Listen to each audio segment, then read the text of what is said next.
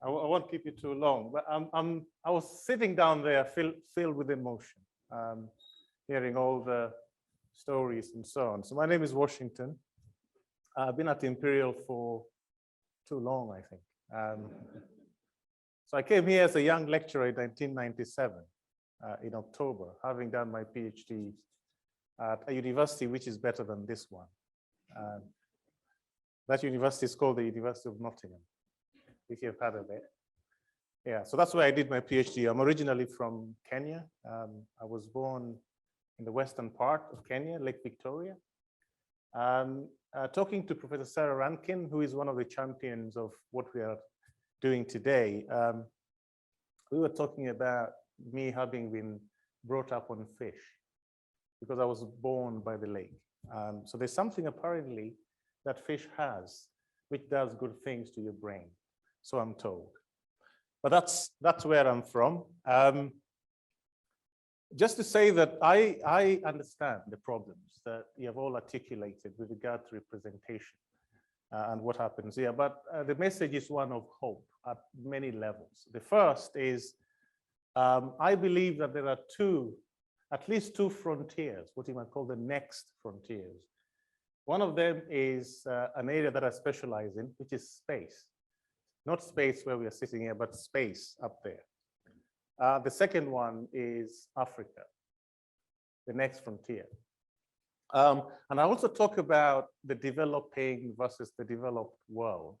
And so if you take Africa to be obviously developing and so on, in terms of improving the quality of living of our people, we've got a job to do. So the message of hope is, if you're bent on helping the world grow, if you're bent on solving Africa's problems, then we have a lot of work to do in that space. But I have to say that when I was young, obviously thinking about what to do, I had a burning ambition, a very burning ambition to change the world. And I decided that nothing was going to stop me in doing that. And a lot of it was linked to effectively improving the quality of living of our people. So a lot of the work that I've done, and it's interesting, I'm in a bioengineering department. I've done a lot of research on what I call accessible mobility solutions. So developing, navigation and wayfinding systems for blind people, for example. Things like that, which obviously have a very strong impact on how our people actually live.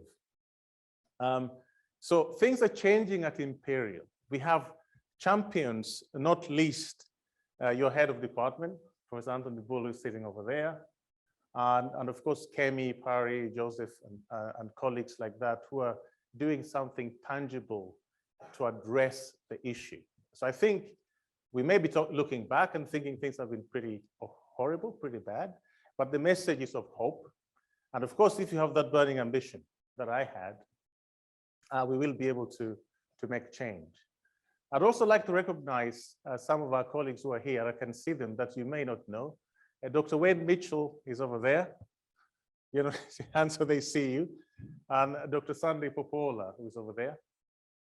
Yeah, they have been fighting hard over the years to address the problems that we're talking about here. And I would dare say that at long last, things are actually improving. I mentioned Professor Sarah Rankin, who is also quite instrumental in what's happening. But also our provost, Professor Ian Walmsley, who is now leading from the front with regard to addressing the issues we addressed today. So please make sure that you use all the networks and the opportunities that are available so that we can change our world. We can change our world. I always say to my PhD students, there will be more downs than up when you're doing your PhD, but the ups are truly, truly tremendous and can be very, very impactful. Now, it's not every time I go into a department and terrible speakers turn out to be amazing speakers. That's how Kemi started. She's a terrible speaker. She was fantastic that I saw there. And then followed by Pari, but then Joseph is out of this world. I mean, it's just incredible the way that you're organizing yourselves in bioengineering. I think you're an example, an exemplar of all sorts of what departments should emulate. Now, am I a believer in PhD? You may be asking. I did one. Actually, I can't remember when I did one. It's so many years ago, I can't remember now. But anyway, I am a believer, and part of the reason for that is I've supervised successfully 50 PhD students, 50. And at the moment, I've got 22 PhD students in all fields. So that takes you to what, 72, having started supervising in 2001.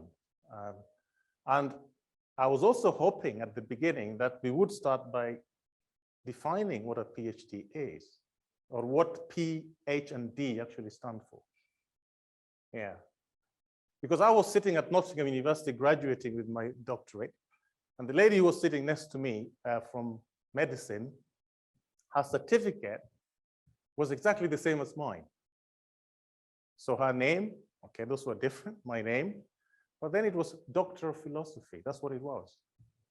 And it was until you went to your transcript where it actually said, I was graduating with a Doctor of Philosophy in civil engineering. So why is it called philosophy? I used to ask myself. And the reason for that, I think, is, first of all, addressing challenges which can be not just complex, but also hyper-complex. But then PhD allows you to decomplexify, isn't it? So make it understandable, make it easy, solve the problem, and obviously lift the standard of living and quality of life of our people. So let me take it back to what we all talk about, which is not just representation, not just making sure that people who look after us are there, however important that is, but let's accept that it is about changing the world for the better. And if you bring it even closer to our people, say the Black people, the developing world, and so on, then it becomes even much, much more important. There was also a mention of a cohort building, and I believe in that, but we're also operating in a world which is ever getting smaller. So it's not about Black versus the other demographic and so on, but actually it's about everyone working together for the betterment of the world. Now, I do say the PhD thing, the Doctor of Philosophy, is interesting. One of the interesting things about it is also that everybody in the world knows what it means. And this is not to denigrate or lower Master of Engineering, Bachelor of Engineering. There was also mention of MRes. They're all great.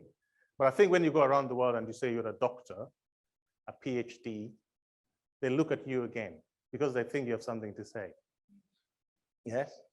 And I'm a very good example of that. By the way, I've worked obviously in the UK, but I started off working for the European Space Agency based in Toulouse in France. I've worked with the United States, NASA, and so on. I've worked with the Chinese. I've also worked even in Russia. The one thing is they think I have something to say because I have a PhD.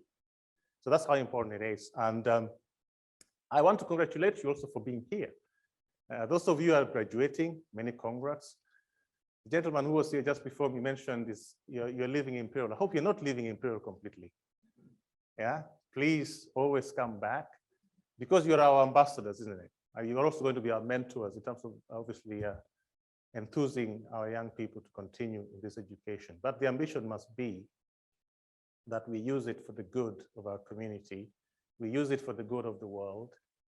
And please, please, don't forget us when you graduate, okay?